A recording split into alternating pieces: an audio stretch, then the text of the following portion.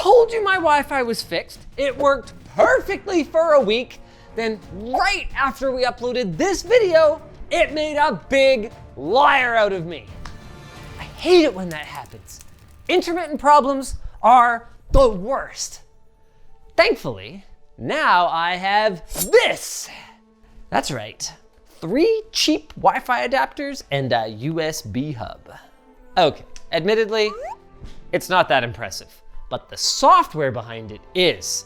Through the power of spectrum analysis and packet capture, we're gonna be digging deeper than ever into what causes Wi-Fi to randomly lose performance or drop out. And even though it wasn't our intention, we're gonna be exposing some of the BS marketing that Sony uses to sell their wireless home audio systems. BS marketing that I unknowingly spread when I did a sponsored video on the very product that has been causing me all this trouble. Just like I'm about to spread this segue to our sponsor.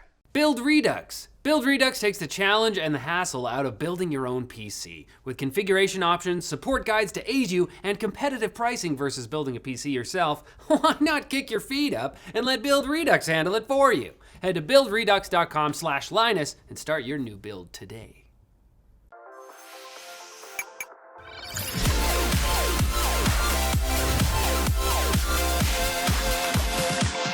First up, I need to show you guys how I got bamboozled into thinking that I had the solution last time.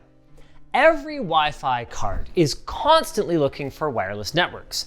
It can do this passively, just listening for different networks to announce their presence, or it can do it actively by sending out a probe request and then looking at the replies that come back.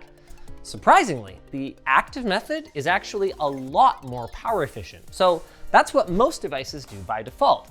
That means that when I was going around pointing my Wi-Fi antenna at anything and everything in the house, the Wi-Fi card in my laptop was happily probing away in the background, blasting out enough power that even my very high-tech directional antenna was able to pick up the signal. The only thing that is hard to explain at this point is why sometimes it didn't seem to pick anything up, because that's what led us to believe that the source of the interference could be malfunctioning light switches. I mean, I should have dismissed this theory as quickly as I dismissed the 2.4 gigahertz microwave. Only a grossly malfunctioning 900 megahertz device should be capable of emitting any kind of 5 gigahertz interference, like so defective that it wouldn't even pass compliance testing. But in fairness to me, with everything I've been through with these switches, nothing would surprise me at this point. That is correct. It's still my bad though. I should have dug deeper. And a good place to start digging would be the hidden wireless SSID that we determined is associated with the base unit here of Sony's HT-A9 wireless audio system. Last time around, we took Sony at their word when they claimed that they were using Wireless Sound Specification 4.0 to deliver wireless audio to the speakers distributed around my family room. But looking back on it, if both the freebie Wi-Fi analyzer on my phone and the paid channelizer software on my laptop saw a hidden Wi-Fi network, then maybe Wireless Audio Specification 4.0 is just Wi-Fi. To check our theory, we'll be using MetaGeek's channelizer again with the Wi-Fi adapter, and we'll be looking for that familiar shape that we know is the Sony base unit. It looks like it's around channels 44 and 48 today, although that does tend to vary from day to day, which is part of the reason for my problems. We can see though, there's a hardware address associated with this, so let's remember that as we peel back the next layer of this problematic onion with a new piece of software from MetaGeek called Tonic. Wait, that's WireShark. Tonic. Tonic works by capturing spectrum information, also from the Wi-Fi, but at the same time, by capturing all of the wireless network traffic that is bouncing around in the house using off-the-shelf USB Wi-Fi adapters. Following MetaGeek's recommendation, we went with 3 of these Edimax EW7833 UAC units that retail for about $50 each. Each of these has 3 antennas and supports 3x3 spatial streams, which means that they're able to take advantage of multipath transmission to significantly improve throughput and, More importantly, it means that it's extremely unlikely that they're gonna miss anything when we start capturing traffic.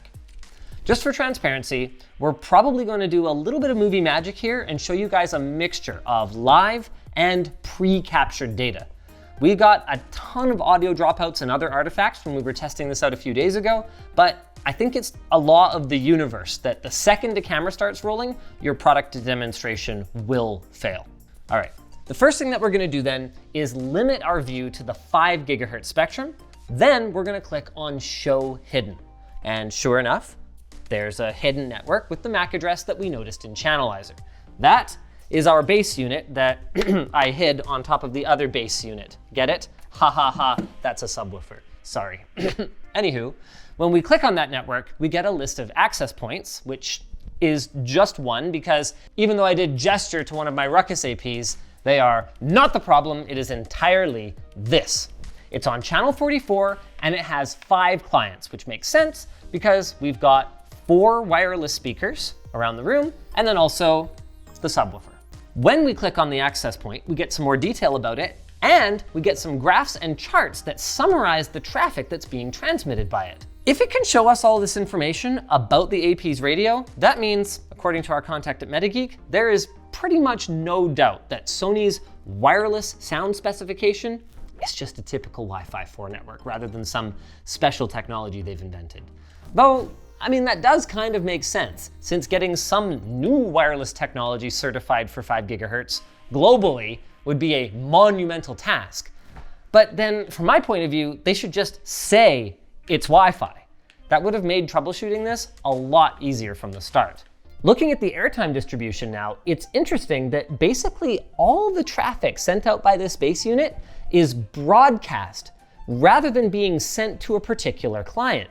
What that means then is that this base unit is just blasting Wi-Fi signals out into the air for any device that's listening without any regard for whether the signal actually gets to all of the speakers or some of the speakers or the speakers and something else.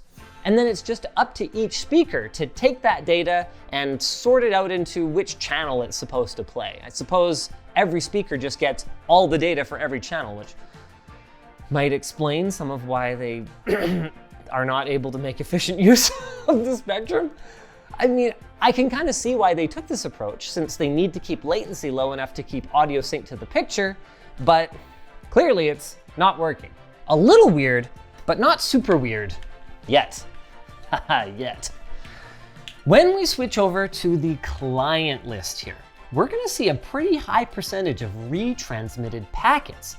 Remember, these are going from these guys back to the base station. This retry column here means that when the speakers are sending some kind of data back to the base unit, maybe it's timing information or related to the room correction, I don't know, whatever it is, it has to resend that data quite often because the base unit isn't receiving it on the first attempt. Normally, you would want to see less than about 10% retransmission on your wireless network and less than 2% if you're dealing with something like voice over IP. Anything higher and you're gonna start to notice an impact on performance.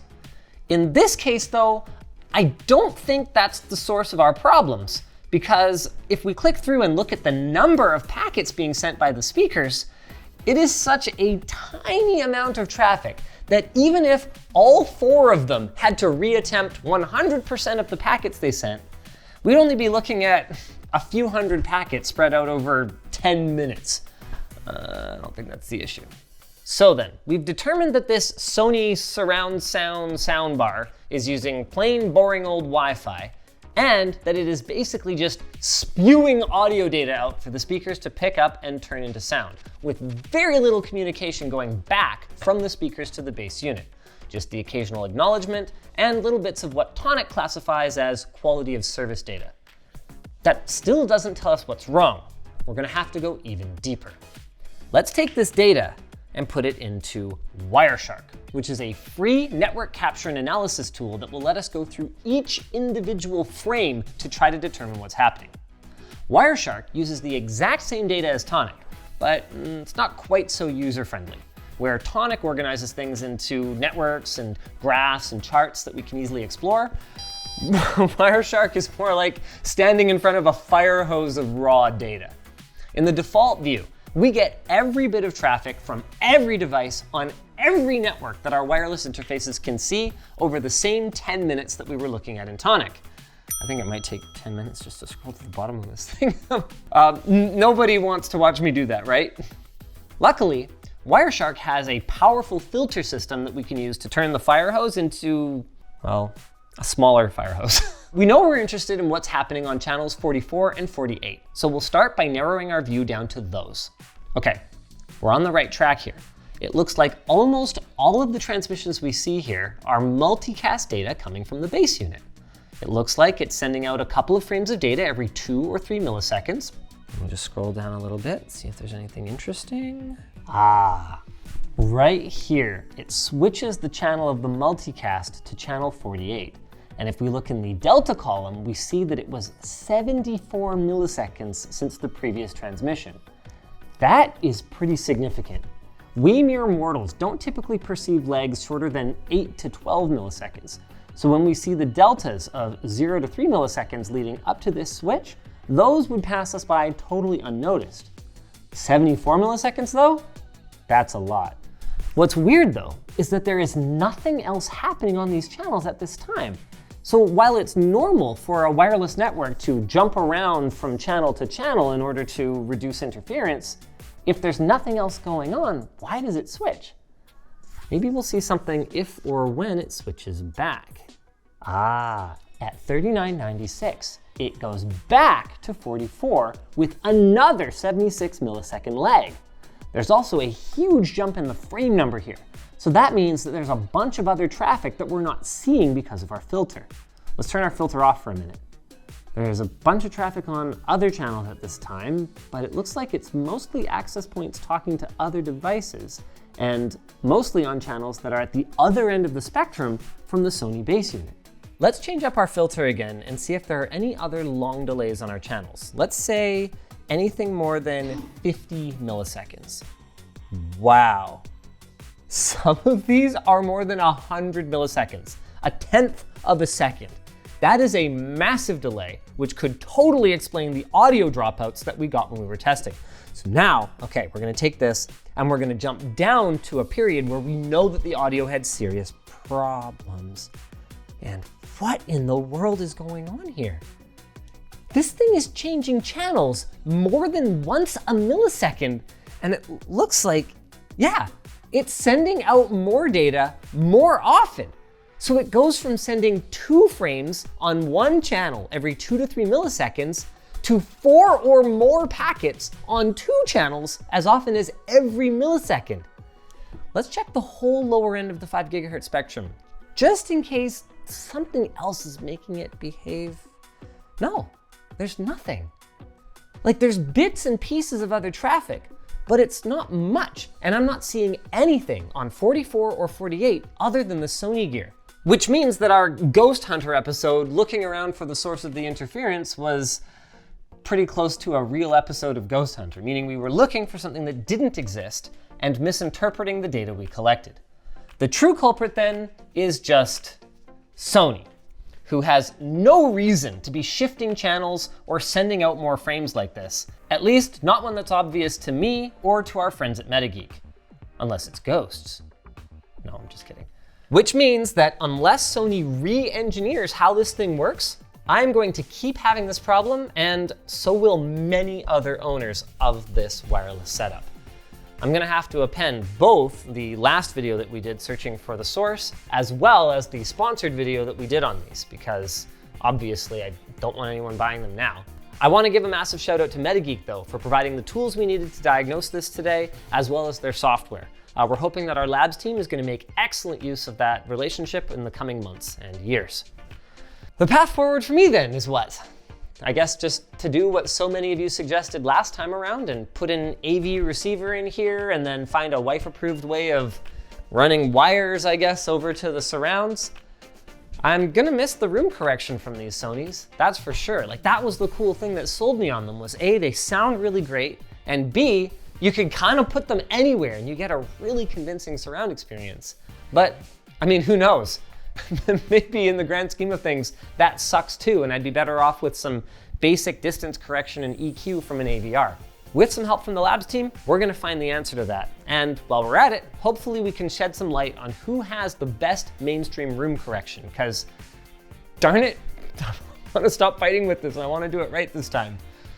Like I do my segues right, like this segue to our sponsor. Thanks to Grammarly for sponsoring this video. When it comes to work, communication is key, even if you don't have a writing job. Miscommunication can cause confusion with your team, leading to delayed projects. And that's why we recommend checking out Grammarly Premium's Tone Rewrite Suggestions feature. It will help you by providing suggestions to ensure that your writing comes across clearly and confidently. A few people on our business team use Grammarly to help keep their writing professional and mistake-free. To get started, all you have to do is install the desktop app, log in, and start typing. I mean, the right tone can move any project forward with the help of Grammarly. So go to grammarly.com/LTT to sign up for an account, and if you'd like to enhance your writing and tone, upgrade to Grammarly Premium for 20% off. If you guys enjoyed this video, why don't you check out the first time we worked with MetaGeek. It was a long time ago, but it was a really good look at their channelizer software and how it can be used to find non-Wi-Fi sources of interference, which if you'll recall was what I thought I was looking for.